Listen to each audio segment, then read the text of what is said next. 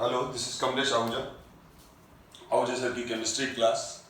आज हम noble gases का ग्रुप 18p ब्लॉक एलिमेंट उसमें जिनॉन के कंपाउंड मेनली डिस्कस करने वाले हैं।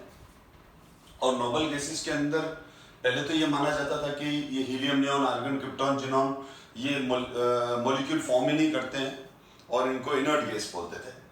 बट एक साइंटिस्ट है जिसका नाम है नील बार्टलेट, NEILBRTLET।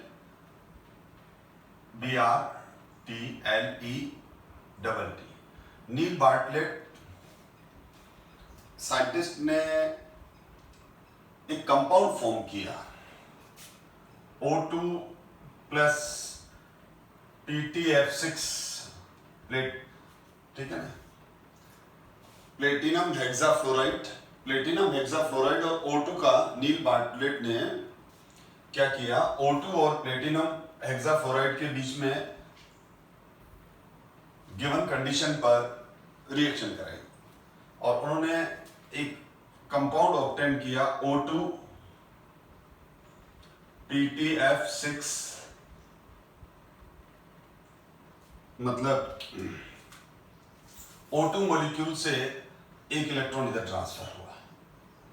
तो जब O2 मॉलिक्यूल से एक इलेक्ट्रॉन इधर ट्रांसफर हुआ तो O2 तो O2 प्लस आयन में कन्वर्ट हो गया। ये क्या था, नील बार्टलेट ने, और साइंटिस्ट है, और फिर इसने एक इलेक्ट्रॉन गेन किया तो ये नेगेटिव आयन में कन्वर्ट हो गया। तो ये एक रेड कलर का कंपाउंड बन गया, आयनिक कंपाउंड बन गया। अब इस ये क्यों बताया, ये मैं क्लियर कर रहा हूं क्योंकि इसी से उसने इंस्पिरेशन लिया, इसी से इसकी दिमाग की बत्ती जली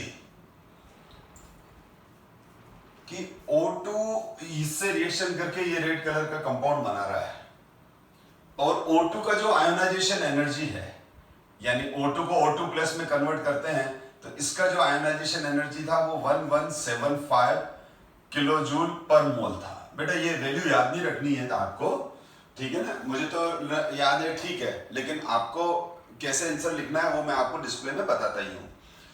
तो उसने क्या, उसको ये मालूम था कि O2 का जो आयोनाइजेशन एनर्जी है वो 1175 किलो जूल पर मोल है, और इसी तरह से जिनॉन का जो आयोनाइजेशन एनर्जी है वो है 117 किलो जूल पर मोल। यानी उसने देखा कि जो आयोनाइजेशन एनर्जी O2 मॉलिक्यूल की है वो ही जिनॉन की है, यानी O2 को O2 प्लस में कन्वर्ट करना है तो 1175 किलो जूल पर मोल एनर्जी चाहिए। तो उसने कहा क्यों ना मैं जिनॉन को भी 1170 किलो जूल पर मोल के इक्विवेलेंट एनर्जी दूं और देखो ऐसा प्रोडक्ट बन रहा है कि नहीं बन रहा है। तो उसने इस रिएक्शन से वो इंस्पिरेशन लिया, इस रिएक्शन से उसको उसके ब्रेन में लाइट जली कि जब ऐसा हो सकता है तो फिर जिनॉन क्यों नहीं क्रिएट कर सकता है। तो उसने जिनॉन पे भी ये रिएक्शन ट्राई कर लिया।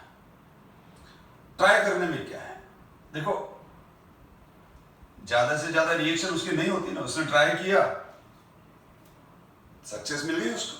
तो उसने देखा कि इसमें भी बिल्कुल सेम रिएक्शन हो गया, इसमें भी सेम रिएक्शन हो गया और रेड कलर का ये कंपाउंड मिल गया। यहां पर ये माइनस हो गया, यानी यहां से यहां इधर इलेक्ट्रॉन ट्रांसफर हुआ और जिनॉन किस में कन्वर्ट हो गया, जिनॉन प्लस में, और पीटी वाला ये मॉलिक्यूल किस में कन्वर्ट हो गया, और ये भी आयनिक कंपाउंड बन गया। तो दोनों ही रेड कलर के सॉलिड कंपाउंड बन गए। तो उसने देखा कि जब जिनॉन इसके साथ रिएक्ट कर सकता है तो औरों के साथ भी रिएक्ट कर सकता है। फिर इसने हीलियम, नियॉन, आर्गन पर भी ट्राई किया पर वो रिएक्ट नहीं कर पाए। क्रिप्टॉन बहुत फ्यू कंडीशन, मतलब बहुत कम बार रिएक्ट कर पाया, बहुत अलग ही कंडीशन में, हाई टेम्परेचर और हाई प्रेशर पे कैटलिस्ट के अंदर, वो मैं बाद में डिस्कस कर रहा हूँ। तो अब क्वेश्चन नंबर 1 आ गया कि भाई जिनॉन रिएक्ट कर सकता है, तो जिनॉन रिएक्ट इसीलिए कर सकता है कि देखो टॉप टू बॉटम आता है तो साइज बढ़ जाता है, तो इनका ऑक्टेट तो कंप्लीट है जिनॉन का, पर इसका जो outer most full field orbitals हैं, जिनॉन का जो वैलेंसी शेल है वो फुल्ली फील्ड तो है, लेकिन उसमें जेट इफेक्ट कम होने की वजह से उस पर न्यूक्लियस का जो फोर्स ऑफ अट्रैक्शन है वो वैलेंसी शेल के इलेक्ट्रॉन कम फील कर रहे हैं, तो ये इलेक्ट्रॉन ज्यादा एनर्जी देने से जिनोन के रिलीज होके केमिकल रिएक्शन में एंटर कर जाते हैं। तो सबसे पहले तो बुक के अंदर यही क्वेश्चन है कि नील बार्टलेट ने किस तरह से, मतलब कैसे वो इंस्पायर हुआ, कैसे जो हम ये मान चुके थे कि ये रिएक्ट नहीं करते हैं और अचानक आ गया कि नहीं, इसमें से एक एटम ऐसा है जिनोन जो रिएक्ट कर रहा है।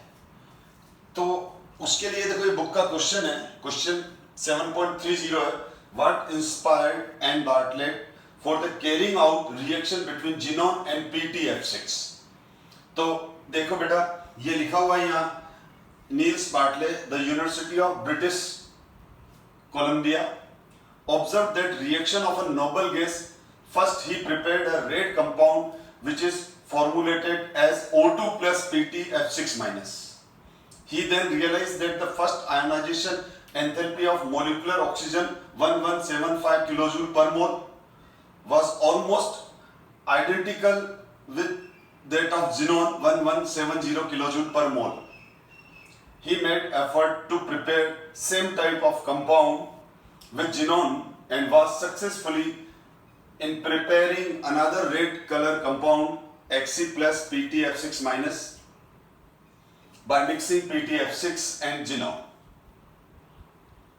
After this discovery, a number of xenon compounds, mainly with most electronegative elements like fluorine and oxygen, have been synthesized. तो ये बुक का क्वेश्चन है। तो अब ये क्वेश्चन है कि फ्लोरीन और ऑक्सीजन से रिएक्ट क्यों करता है। तो ये मैं आपको बार बार बता चुका हूं कि फ्लोरीन और ऑक्सीजन के साथ दो प्लस पॉइंट है, एक तो उनका साइज स्मॉल है और दूसरा उसका इलेक्ट्रोनेगेटिविटी ज्यादा है, जेड इफेक्ट ज्यादा है, तो इनका रिएक्टिविटी ज्यादा हो जाता है और ये किसी भी सेंटर एटम का क्या कर लेता है, किसी भी सेंटर एटम का के इलेक्ट्रॉन्स को एक्साइट कर लेता है। तो यहां पर अगर हम देखें तो जिनोन केवल फ्लोरीन और ऑक्सीजन से रिएक्ट करता है। तो यहाँ 3 पॉइंट आ जाते हैं। Number 1, xenon most reactive noble gas क्यों है, तो लिखेंगे बॉटम में होने की वजह से साइज बड़ा है, जेड इफेक्ट कम है, तो उसके इलेक्ट्रॉन इनके वैकेंट डी ऑर्बिटल में एक्साइट हो सकते हैं। देखो जैसे जिनोन की बात कर रहा हूं मैं, तो जिनोन में क्या है, जिनोन का इलेक्ट्रॉनिक कन्फिगरेशन ये है, ऑक्टेट कंप्लीट है लेकिन आगे वैकेंट डी ऑर्बिटल है। तो जिनोन के जो कंपाउंड है बेटा वो फ्लोरीन और ऑक्सीजन के साथ ही पॉसिबल है, क्योंकि फ्लोरीन और ऑक्सीजन में ही वो दम है, वो एबिलिटी है कि ये इनके इलेक्ट्रॉन्स को एक्साइट कर पाए। तो देखो एक बार मैं 1 मिनट थोड़ा सा ये बना लूं मैं। तो जिनोन इसीलिए फ्लोरीन और ऑक्सीजन से रिएक्ट करता है और आगे वैकेंट डी ऑर्बिटल होने की वजह से इसमें hybridization sp3d, sp3d2, sp3d3 type के हाइब्रिडाइजेशन पॉसिबल है इसमें। और क्रिप्टॉन का फ्लोरीन के साथ केवल एक ही कंपाउंड नॉन है CrF2, बाकी नहीं है। तो इसीलिए जिनोन के ही कंपाउंड हम डिस्कस करते हैं। अब जिनोन के केस में हम देखें तो जिनोन का इलेक्ट्रॉनिक कन्फिगरेशन ये हो गया, ठीक है ना, helium, neon, argon, krypton, xenon, यानी ये हो गया 5s2, 5p6 और 5d0। अब ये एक इलेक्ट्रॉन इधर एक्साइट हुआ, कौन कर पाएगा, फ्लोरीन। तो अब इस केस में ये हाइब्रिडाइजेशन हो गया sp3d और 3 लोन पेयर 2 सिग्मा और 3 लोन पेयर 2 सिग्मा, HCF2 इसका एग्जांपल हो गया। इसका एग्जांपल क्या हो गया, HCF2। और क्योंकि 2 बॉन्ड बनाएगा ये 3 लोन पेयर हो गया। इसी तरह से देखो आप अब ये अगर हम इस HCF2 फ्लोरीन का और जिनोन का और हाई टेम्परेचर कर दें, पहले हाइब्रिडाइजेशन समझ लो फिर रिएक्शन समझाता हूं। अब ये हो गया sp3d2 1s, यहां तक आ गया, यानी ये वाला इलेक्ट्रॉन भी इधर आ गया। Next excited state 2 lone pair, ये 2 लोन पेयर, और 1 2 3 4 सिग्मा बॉन्ड है। अब इस केस में ये HCF4 बनेगा, फिर ये वाला इलेक्ट्रॉन इधर ले लो, ये इलेक्ट्रॉन इधर, और ये हो गया हमारा sp3d3 1 लोन पेयर 6 सिग्मा। इसका एग्जांपल हो गया HCF6। अब ये वाला इलेक्ट्रॉन इधर आ सकता है, लेकिन ये वाला इलेक्ट्रॉन इधर आने के लिए देखो यहां जिनोन में हमने ये ऑब्जर्व किया कि ये जो p ऑर्बिटल के ये इलेक्ट्रॉन से ये d में एक्साइट हो जाते हैं, लेकिन s का नहीं हो पाता है, क्योंकि s का इधर आने के लिए एनर्जी गैप बहुत ज्यादा है। तो इस इलेक्ट्रॉन को इधर एक्साइट होने के लिए बहुत ज्यादा एनर्जी चाहिए, इसीलिए जनरली जिनोन 2 4 6 तक ही पहुंच पाता है, क्योंकि आपको मालूम है यहां पर जिनोन का कोऑर्डिनेशन नंबर 6 हो गया, और 6 कोऑर्डिनेशन नंबर के बाद वैसे भी है ना मॉलिक्यूल IF7 को छोड़कर बाकी बनते ही नहीं है, क्योंकि स्टेरिक हिंड्रेंस भी प्रॉब्लम करता है, और साथ में ये S का इधर इलेक्ट्रॉन आना भी मुश्किल हो जाता है। अब यहां पर ये जो हुआ, ये डायरेक्टली जब हम जिनोम को जब हम लो टेम्परेचर पर HCF2, ये सीधा रिएक्शन है बेटा, तो HCF2 बन जाता है। करीब इसको हम हीट करते हैं 673 केल्विन पर और 1 बार प्रेशर पर। अब अगर हम यही HCF2 को और हाई टेम्परेचर पर हीट करें तो ये HCF4 में कन्वर्ट हो जाएगा। यही अगर हम HCF2 को और ज्यादा टेम्परेचर रेस करा दें, अगर हम टेम्परेचर क्या कर दें इसका बढ़ा दें बेटा, और टेम्परेचर बढ़ा के अराउंड 873 केल्विन कर दो, और 7 बार टू 8 बार प्रेशर ले लो, यानी प्रेशर और टेम्परेचर। अब ये आपको प्रेशर और टेम्परेचर लर्न करने की जरूरत नहीं है, या T1 लिख दो, या T2 लिख दो, या T3 लिख दो, और फिर लिख दो T1 से ज्यादा T2, T2 से ज्यादा T3, और प्रेशर क्या हो जाएगा P1 से ज्यादा P2, P2 से ज्यादा P3, क्योंकि जैसे जैसे टेम्परेचर और प्रेशर बढ़ाते जाएंगे रिएक्शन हायर वैलेंसी की तरफ जाएगी जिनोन की, तो ये HCF4 बन जाता है। अब अगर इसी रिएक्शन को ऐसे भी लिख सकता हूं मैं, फर्स्ट और सेकंड रिएक्शन को मैं ऐड कर दूं, ऐड नहीं कर रहा मैं, सीधा ये हो गया। अगर इसी तरह से अगर X जिनोन लेके और 2F2 ले लिया और सेम कंडीशन ले ली तो HCF4, तो ऑब्वियसली अब HCF4 को भी मैं और आगे HCF4 को मैं और आगे F2 से रिएक्ट कराऊं तो मुझे टेम्परेचर और बढ़ाना पड़ेगा, 873 केल्विन से ज्यादा रखना पड़ेगा टेम्परेचर, और प्रेशर यहां बहुत ज्यादा है, करीब 60 to 70 बार के आसपास, और टेम्परेचर मेरे को भी याद नहीं है अभी, तो हाँ हाई टेम्परेचर रहेगा। तो कहने का मतलब आपको ये कोई ऐसा नहीं है कि आपको ये टेम्परेचर एकदम एग्जैक्ट रखने हैं, ठीक है, आप तो T1 T2 T3 करके ग्रेटर कर दो, ठीक है, यानी ये है कि आपको जैसे जैसे इससे इस पे आना है और इससे आना है, तो आपको टेम्परेचर और प्रेशर दोनों बढ़ाने हैं। तो ये डायरेक्ट इस तरह से जिनोन से जब F2 डायरेक्टली रिएक्ट करता है हाई टेम्परेचर और हाई प्रेशर पर, तो ये कंपाउंड्स बन जाते हैं, ठीक है। अब इसी तरह से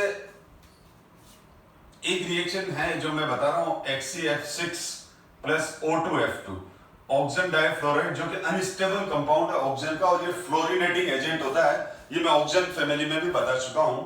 तो ये इससे रिएक्शन करके HCF6 प्लस O2 में कन्वर्ट हो जाता है।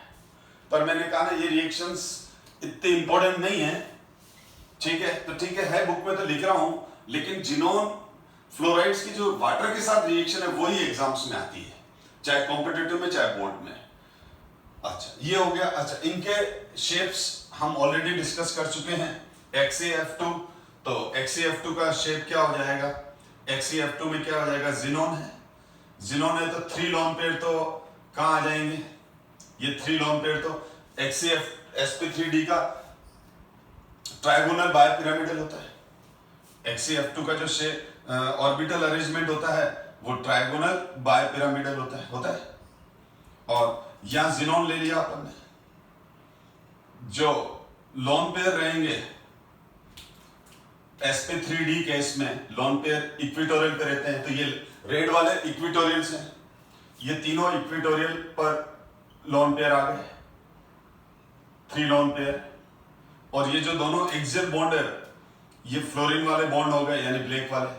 और ये शेप क्या हो जाएगा? लीनियर, और ये नॉन पोलर मॉलिक्यूल होगा, क्योंकि शेप में केवल हम टर्मिनल सेंटर टर्मिनल खाली बॉन्ड से शेप होता है। लोन पेयर शेप को डिस्टोर्टेड कर लेता है, लेकिन शेप बदल सकता है, लेकिन शेप में पार्टिसिपेट नहीं करता। और यहाँ पर ये लोन पेयर से कोई मतलब ही नहीं है, तो ये लीनियर हो गया। मैंने बहुत बार ये पॉइंट डिस्कस किए हुए हैं।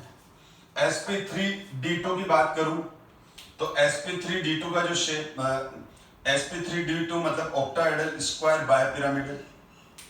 sp3d2 का मतलब क्या होता है? Square bipyramidal. ये जिनोन हो गया, और इसके ये 2 परपेंडिकुलर बॉन्ड और 4 प्लेन पे। ये sp3d orbital arrangement square bipyramidal octahedral. अब इसमें 2 लोन पेयर है, तो फ्लोरीन प्लेन पे ले लो, क्योंकि जब even odd number hybrid state होता है, ओड नंबर हाइब्रिड स्टेट है, देखो यहाँ हाइब्रिड स्टेट कितनी है? 5, तो ओड नंबर हाइब्रिड स्टेट में लोन पेयर इक्विटोरियल पर, और इवन नंबर हाइब्रिड स्टेट, यहाँ हाइब्रिड स्टेट कितनी आ गई? 6 हाइब्रिड स्टेट आ गई XeF4 में। तो इवन नंबर हाइब्रिड स्टेट में लोन पेयर परपेंडिकुलर चले जाएंगे, ये वाले यहाँ पर, और ये दोनों लोन पेयर इक्वली रिपेल करेंगे, तो ये स्क्वायर प्लेनर शेप हो जाएगा। ये स्क्वायर प्लेनर, लोन पेयर को मत देखो, लोन पेयर को तो छुपा दो, ठीक है? ये लोन पेयर को छुपा दो, क्या बना? स्क्वायर प्लेनर, क्योंकि लोन पेयर से मतलब ही नहीं है। यहां पर भी लोन पेयर हटा दो, बस ये देख लो क्या दिख रहा है आपको? लीनियर। लोन पेयर को जब आप शेप की बात कर रहे हो तो लोन पेयर को देखो ही मत, नहीं देखो तो ऊपर हाथ रख दो, क्या दिख रहा है? लीनियर।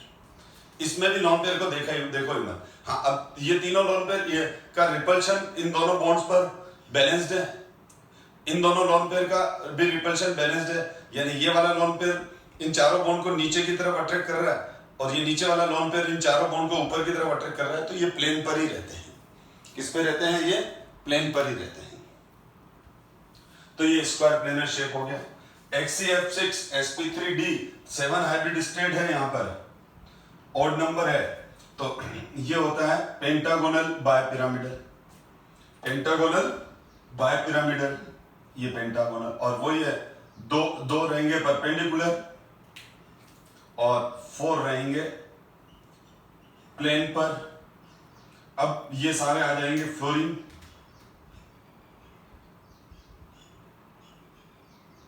ये सारे आ जाएंगे फ्लोरीन,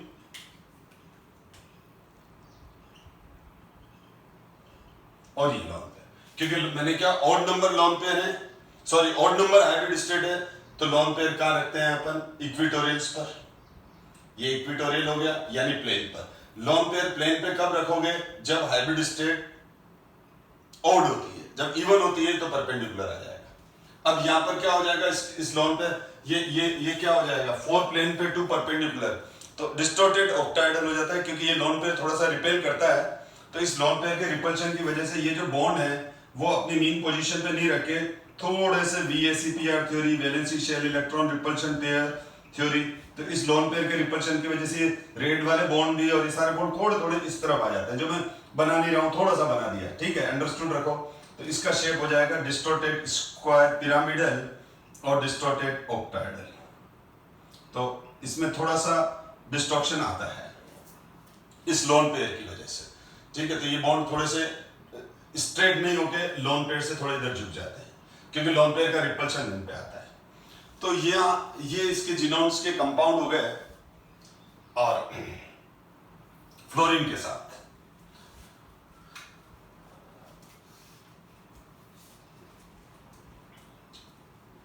अब हम जीनोम के ऑक्सीजन के साथ कंपाउंड देख रहे हैं, लेकिन उससे पहले एक बार ये देख लेते हैं कि ये वाटर से कैसे रिएक्ट करते हैं, ठीक है ना। तो ध्यान दो बेटा, HCF2, HCF4 and HCF6 are colourless crystalline solid, और इनका रिएक्शन केवल हमेशा ध्यान रखो बेटा, जिनोन फ्लोराइड का केवल वाटर के साथ रिएक्शन पूछा हुआ है, चाहे कॉम्पिटिटिव एग्जाम्स में चाहे बोर्ड एग्जाम में। इसीलिए HCF2 की वाटर के साथ रिएक्शंस आपको आनी चाहिए। जैसे ये देखो, तो मैंने भी याद कर रखी है बेटा, HCF2 सॉलिड है, ये 2 मॉलिक्यूल वाटर से रिएक्शन होता है तो जिनोन गैस बन जाती है, जिनोन वापस अपने आप को फ्री कर देता है 4HF+O2। हमेशा ध्यान रखो, ठीक है, कि जिनोन का रिएक्शन वाटर के साथ हमको याद करना है, ठीक है ना। बाकी जैसे ये कुछ रिएक्शन है बुक में दे रखी है, मैं बता देता हूं, पर इतना इंपॉर्टेंट नहीं। जैसे ये है, तो हमने जैसे PF5 से नॉन मेटल फ्लोराइड से रिएक्ट कर रहे हैं, non metal fluoride, phosphorus non metal है, तो ये इसको क्योंकि ये जो HCF2 है ये फ्लोरीन डोनर भी है और एक्सेप्टर भी है। डोनर कब है? नॉन मेटल को। तो ये ध्यान रखना, जिनोन के ये जो कंपाउंड्स हैं ये नॉन मेटल्स को तो फ्लोरीन देते हैं, और मेटल के पास अगर फ्लोरीन है तो ले लेते हैं। कैसे समझो, जैसे ये नॉन मेटल है तो यहां पर ये बन जाता है HCF, अब यहां से एक फ्लोरीन इधर गया, यानी एक F- इधर शिफ्ट हुआ, एक F- इधर गया, तो इस पे कौन सा चार्ज आ जाएगा? प्लस। इस पे कौन सा चार्ज आ जाएगा? प्लस। तो ये जिनोन का क्या आ जाएगा? यहां पर प्लस चार्ज आ जाएगा, ठीक, और PF6- बन जाएगा। इसी तरह से ये नॉन मेटल था। अगर मैं मेटल की बात करूं, ठीक है, तो मेटल की बात करूं, कोई भी हो, इनमें से कोई भी ले सकते हो आप। चलो ये ले लेते हैं HCF6, और दूसरा ले लिया हमने, जैसे NaF ले लिया, मेटल ले लिया, कोई भी मेटल, MF। अब ये लिथियम हो सकता है, ये सोडियम हो सकता है, पोटेशियम हो सकता है, रुबिडियम, ठीक है ना। ये मेटल कौन से हैं? अगर मोनोवैलेंट है तो सोडियम, पोटेशियम, रुबिडियम, सीजियम। मैंने क्या कहा, ये जिनोन के जो फ्लोराइड होते हैं वो नॉन मेटल, तो ये नॉन मेटल फ्लोराइड्स हैं, तो नॉन मेटल फ्लोराइड्स को तो ये फ्लोराइड देते हैं। और नॉन मेटल, ये देखो ये नॉन मेटल है, तो नॉन मेटल फ्लोराइड से, तो नॉन मेटल फ्लोराइड्स को तो ये फ्लोराइड देंगे, F-, यहां से यहां F- ट्रांसफर होगा जब ये नॉन मेटल हो। अब लेकिन यहां उल्टा हो जाएगा, ये मेटल है बेटा, लेकिन मेटल के साथ जब F होता है तो ये F इधर आ जाता है, और ये बन जाता है M+ HCF7-, ठीक है। तो ये F- डोनर और एक्सेप्टर दोनों की तरह बिहेव करते हैं। F- डोनर कब? जब ये नॉन मेटल है, जैसे यहां फास्फोरस है बेटा, और F- एक्सेप्टर कब? F- कब? जब ये F- किसी मेटल के साथ हो, जब ये F- किसी मेटल के साथ हो। पर ये वाली रिएक्शन बुक में है, एनसीईआरटी बुक में है बेटा, बट आज तक कभी पूछी नहीं है। और ये भी लिखा हुआ है कि ये जो होते हैं ये F- डोनर और एक्सेप्टर दोनों ही होते हैं, तो ठीक है, आपको याद रहता है तो ठीक है। क्योंकि क्या होता है कि अब आप बोलोगे सर, जब आप बोल रहे हो कि सर आपने बोला आता ही नहीं, तो बताया क्यों? बताया इसलिए कि देखो बहुत बार कोई सुनी हुई चीज याद रह जाती है, और 99% तो नहीं आएगी, लेकिन 1% केस में आ गई और आपको मेरी ये क्लास याद रह गई, तो उस समय रिकॉर्ड हो जाता है कि यार सर ने ये कहा था, तो याद रहता है। एनीवे, और इसी तरह से HCF, हाँ मैंने वो भूल गया बताना, HCF2 की वाटर के साथ रिएक्शन बताई, तो इसी तरह से HCF4 की भी वाटर के साथ रिएक्शन होती है। तो HCF4 की वाटर के साथ जो रिएक्शन होती है वो ये होती है, देख लो बेटा, 6Fe 6FeHCl4 plus twice molecule water, इससे जब वो रिएक्ट करता है तो xenon 2HCO3 24HF plus 3O2 बनता है।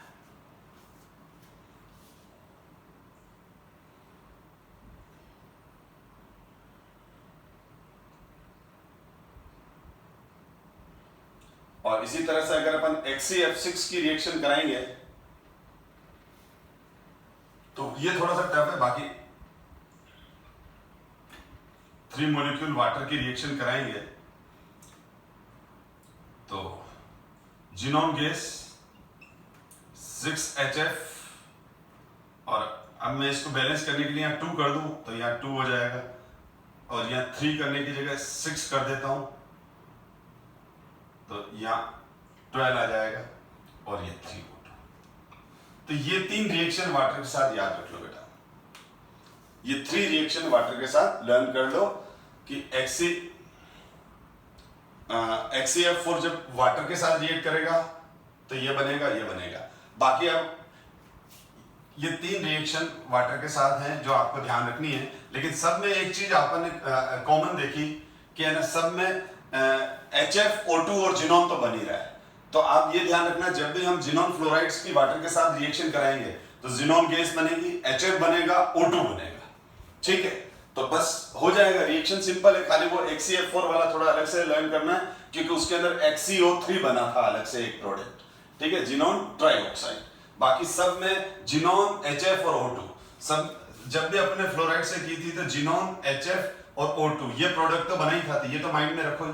और HCF, ठीक है ना, और HCF4 के अंदर ध्यान रखना कि उसमें भी ये तीनों बने, पर एडिशनल HCF4 में एडिशनल क्या बन गया था, HCO3, तो वो थोड़ा सा रिएक्शन ध्यान रख लो। तो अब इसमें जैसे HCO3 है बेटा, अब यहाँ पर जो कुछ कंपाउंड और भी हैं, अच्छा ये एक मिनट, ये बुक का क्वेश्चन है, डज द हाइड्रोलिसिस ऑफ, अच्छा हाँ, एक और रिएक्शन है HCF6 का, जब हम वाटर के साथ लिमिटेड वाटर, ये वाला इस रिएक्शन के लिए बोल रहा है, मैंने रिएक्शन नहीं लिखा, ये HCF6 plus 2 molecule water gives HCO2F2। ये एक और रिएक्शन इंपॉर्टेंट है बेटा, जब 2 मोलिक्यूल वाटर के साथ आ जाए 4HF। अब ये बुक का ही क्वेश्चन है बेटा, ये देखो, does the hydrolysis of HCF6, यानी वो इस रिएक्शन के लिए पूछ रहा है, lead to a redox reaction. तो ये रिडॉक्स रिएक्शन, ये वाला रिएक्शन है HCF6 के साथ वाटर का। तो ये पूछ रहा है कि ये रिडॉक्स रिएक्शन है क्या, तो ये रिडॉक्स रिएक्शन नहीं है बेटा, क्योंकि अगर हम ऑक्सीडेशन स्टेट निकाले जिनोन पर तो यहां पर आएगी +6 और यहां पर भी आएगी +6, यहां पर F पर, यहां सारे F पर माइनस माइनस है और यहां माइनस है, तो यहां जिनोन का +6 से +6 हुआ, फ्लोराइड F- है तो F- ही हुआ, ऑक्सीजन पे -2 है तो -2 ही है, हाइड्रोजन पे +1। यहां आप देख लो जिनोन पर कितना है, जिनोन पर, ये ध्यान दो, जिनोन पर, फिर वाटर पर, तो वाटर की ऑक्सीजन पर कितना है, मैं लिख दे रहा हूं बस, जिनोन पर +6 है, फ्लोरीन पर -1 है, या वाटर पर H+ है और O- है, या जिनोन पर +6 है, ऑक्सीजन पे -2 है, -1 है, यानी यहां पर कौन सा एलिमेंट है, जिनोन है, चलो लिख देते हैं, फ्लोरीन है, हाइड्रोजन है और ऑक्सीजन है, समझो मेरी बात को, चलो फिर आप कंफ्यूज करोगे। तो जिनोन पर ऑक्सीडेशन स्टेट का कितनी है, रिएक्टेंट साइड +6, फ्लोरीन पे कितनी है -1, हाइड्रोजन पे कितना है +1, ऑक्सीजन पे कितना है, ये तो हो गई हमारे इन रिएक्टेंट साइड की बात। अब हम बात कर रहे हैं प्रोडक्ट साइड में, प्रोडक्ट साइड में वापस ले रहा हूं मैं, क्या ले लूं, जिनोन, फ्लोरीन, हाइड्रोजन, ऑक्सीजन। तो जिनोन पर आप ऑक्सीडेशन स्टेट निकाल लो, +6 आएगी, इस पे -1 आएगी, HF है, H+ और F- है, ठीक है, ठीक है, और यहाँ O-2, तो ये देख लो आप।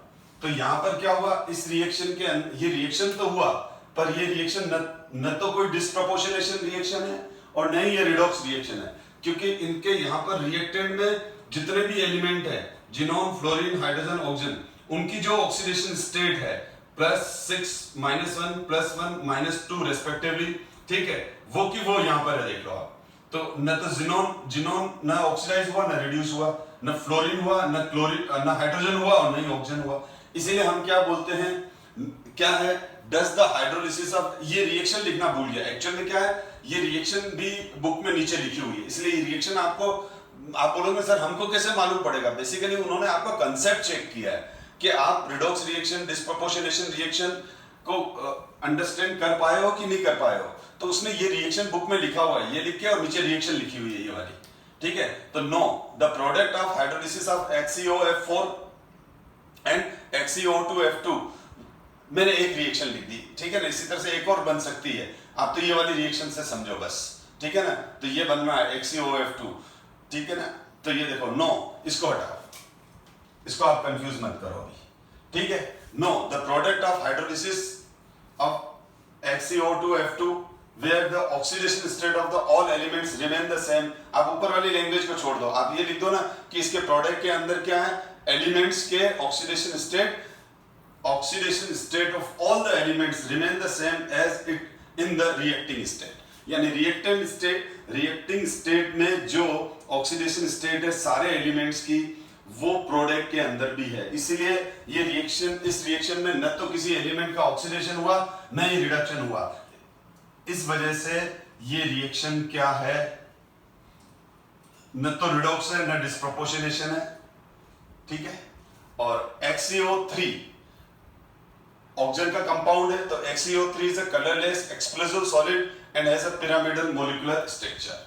आप देख लो XeO3, तो मैंने आपको फॉर्मूला बता रखा है, जिनोन के वैलेंसी शेल में कितने इलेक्ट्रॉन्स, 8, 3 ऑक्सीजन है तो 6 बॉन्ड डिवाइड बाय 2, तो 1 लोन पेयर आ गया, और फिर ये 3 सिग्मा बॉन्ड बनेंगे, तो 1 lone pair 3 sigma 4 HS, trigonal pyramidal.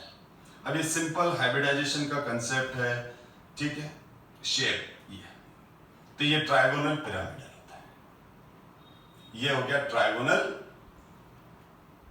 Pyramidal. थोड़ा सा देखो, हर चीज, हर क्लास पी ब्लॉक के अंदर, तो देखो हर क्लास आप ये एक्सपेक्ट करके चलो कि इंटरेस्टिंग हो और लॉजिकल हो, तो जरूरी नहीं है। जैसे अब यहाँ जिनोन फ्लोराइड्स की जो रिएक्शंस हैं वो थोड़ा सा इरिटेट करती है, ठीक है, तो अब वो क्या करें, एग्जाम में आती है और सिलेबस में है तो आपको लर्न करना पड़ेगा, कॉम्प्रोमाइज करना पड़ेगा, ठीक है। एक मिनट, कुछ और मॉलिक्यूल के स्ट्रक्चर बता दूं मैं, जैसे XeOF2, ठीक, तो यहां पर क्या हो जाएगा, 8 number of valency electrons 8, oxygen के 2 बॉन्ड और फ्लोरीन के 2 bond, 8 - 4 divide by 2, oxygen double bond बनाता है, तो ये हो जाएगा 2 lone pair 3 sigma 5 HS sp3d, ठीक। तो जिनोन में एक डबल बॉन्ड ऑक्सीजन और ये फ्लोरीन और 2 लोन पेयर है, मैंने अभी अभी बताया sp3d है, तो दोनों के दोनों लोन पेयर कहाँ आएंगे, दोनों के दोनों लोन पेयर यहाँ आएंगे इक्वेटोरियल पोजीशन पर। अब यहाँ पर ये दोनों अब यहाँ से तो यहाँ पर लोन पेयर नहीं है, तो ये दोनों लोन पेयर, VSEPR थ्योरी के अकॉर्डिंग लोन पेयर का रिपल्शन ज्यादा स्ट्रॉन्ग होता है, तो ये लोन पेयर इस बॉन्ड को, ये दोनों लोन पेयर मिलके इस बॉन्ड को भी रिपेल कर रहे हैं, इसको भी रिपेल कर रहे हैं, तो ये दोनों थोड़े से झुक जाएंगे मीन पोजीशन से, ऑक्सीजन की तरफ चले जाएंगे, और ये दोनों लोन पेयर हैं बेटा, तो इन लोन पेयर्स को हम इस तरह से डॉट से रिप्रेजेंट कर देंगे, ठीक है। और ये डिस्टॉर्टेड टी शेप हो गया, ClF3 की तरह, BrF3 की तरह डिस्टॉर्टेड टी शेप, ठीक है। तो ये इस तरह से कंपाउंड हो जाते हैं बेटा। इसी तरह से हम अगर इसका एक और कंपाउंड है जो XeO2F2 की बात करूं, तो XeO2F2 बोर्ड पे ध्यान दो, X, तो यहाँ ऑक्सीजन 2 हो गए बेटा, ऑक्सीजन 2 हो गए, तो अब क्या हो जाएगा,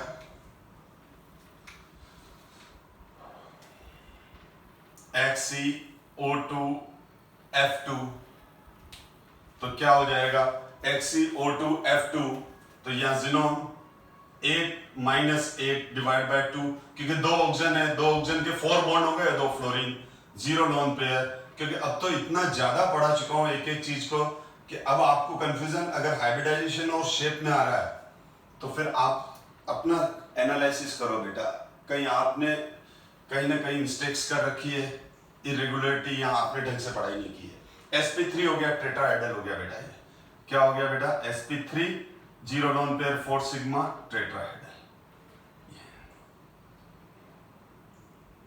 ये टेट्राहेड्रल स्ट्रक्चर आ गया। तो ये जिनोन के कंपाउंड्स के स्ट्रक्चर भी पूछते हैं जनरली, जो कि बहुत ही इजी है, हाइब्रिडाइजेशन और VACPR थ्योरी पर बेस्ड है। ठीक है, और अब ये चैप्टर और कंप्लीट है बेटा। खाली जिनोन के फ्लोराइड्स की रिएक्शन ही मुझे भी इरिटेट करती है, लेकिन क्या करें बेटा, याद करनी पड़ेगी, परेशान होने की जरूरत नहीं है। बस चैप्टर आज कंप्लीट हो गया। ये बहुत बड़ा चैप्टर था ये, और कॉम्पिटेटिव में अगर आपने ये मेरी करीब जितने भी वीडियो हैं, 34 वीडियोस हैं ये, ठीक है, तो 34 या 35 जो भी हैं, तो ये सारे वीडियोस अगर जिस स्टूडेंट ने बहुत ढंग से देख लिए तो JEE मेंस नीट एग्जाम में भी इनके क्वेश्चंस रॉन्ग नहीं करेगा, वो 100% क्वेश्चन सही करेगा, और इनसे बाहर आते भी नहीं है। तो ये वीडियोस आपको कॉम्पिटेटिव एग्जाम के लिए भी बहुत ही बेनिफिशियल है। आप अपनी नर्व्स को कंट्रोल करके, पी ब्लॉक बहुत लंबा है, बड़ा है, लेकिन अगर आपने देखा है तो इसके फ्रूट्स आपको मिलेंगे, इसका बेनिफिट आपको मिलेगा। तो helium is a non inflammable and light gas, hence it is used in filling balloons for metrological observation. Helium lightest gas है, सबसे लाइटेस्ट गैस है हीलियम। सॉरी H2 मैंने गलती से बोल दिया, H2 गैस सबसे लाइटेस्ट है। H2 गैस का एटॉमिक मास है 2 और हीलियम का है 4। ठीक है, देखो मेरे से ही गलती हो जाती है बहुत बार, लेकिन हाँ मैंने तुरंत पकड़ ली। तो हीलियम लाइट गैस है, हीलियम लाइट गैस है, लेकिन लाइटेस्ट गैस आपसे पूछे तो वो H2 ही है, हाइड्रोजन गैस है। तो helium is a non inflammable and light gas, hence it is used in filling balloon for metrological observation. Metrological observation का मतलब आप समझते होंगे, इंग्लिश का वर्ड है, मौसम संबंधी जानकारी के लिए, वेदर रिलेटेड इंफॉर्मेशंस के लिए मेट्रोलॉजिकल ऑब्जर्वेशन का मतलब ये होता है। It is also used in gas cooled nuclear reactor. ठीक है, इसके यूजेस हैं, अभी तक डिटेल में नहीं जाएंगे। It is also use gas cooled nuclear reactor, liquid helium film use as cryogenic agent. देखो ये जो अगले वाला पॉइंट है ना, यहां से लेके यहां तक, वो ये कह रहा है कि लिक्विड नाइट्रोजन का टेम्परेचर बहुत कम होता है, तो ये क्रायोजेनिक एजेंट है। तो क्रायोजेनिक एजेंट का मतलब ये होता है कि जो एटमॉस्फेयर को, जगह को, सिस्टम को जबरदस्त ठंडा रख सके। ठीक है ना, जैसे जो आइसक्रीम पड़ी रहती है ना, वो एक बॉक्स में पड़ी रहती है, तो वो क्रायोजेनिक एटमॉस्फेयर हो गया। या आपको फ्रिज जो होता है, रेफ्रिजरेटर जो होता है, घर पे जो किचन में फ्रिज पड़ा हुआ है, उसके अंदर जो ऊपर फ्रीजर है जहां बर्फ जमती है, तो वो क्रायोजेनिक सेंटर है, यानी जहां बहुत ठंडक रहती है। तो ये helium as a cryogenic agent use करता है, यानी हीलियम क्या करता है, किसी भी सिस्टम को बहुत ज्यादा ठंडा रख सकता है, इसीलिए उसको क्रायोजेनिक एजेंट बोलते हैं। यानी क्रायोजेनिक एजेंट वो होते हैं जो सिस्टम को कूल करते हैं। जैसे एसी के अंदर फ्रियोन्स गैसेस जो है वो क्रायोजेनिक एजेंट है, एसी एयर कंडीशनर की बात कर रहा हूं। Neon is used in discharge tube and fluorescent bulbs. ठीक है, argon is used mainly to provide an inert atmosphere in high temperature metallurgical process। ठीक है, अब हम यहाँ क्लास ओवर कर रहे हैं। अब हम नेक्स्ट, ये पी ब्लॉक यहाँ पर कंप्लीट हुआ, और मैं कुछ और वीडियो आपको दूंगा पी ब्लॉक के, जो केवल क्वेश्चंस होंगे, एक्सेप्शंस होंगे, लेकिन वो ठीक है, वो IIT एडवांस के लिए हो सकते हैं, और अगर आपको कभी टाइम मिले तो देखना। लेकिन बट ये जो 35 वीडियोस हैं, आप इन 35 वीडियोस को अच्छे से देखो। नीट और JEE मेंस बोर्ड में इससे बाहर क्वेश्चन 99% नहीं आएगा, मैं तो मतलब 100% ही नहीं आएगा। आप ये मत बोलो कि सर 1%, ठीक है, 100% क्वेश्चन इन्हीं में से आते हैं। Thank you so much my dear student.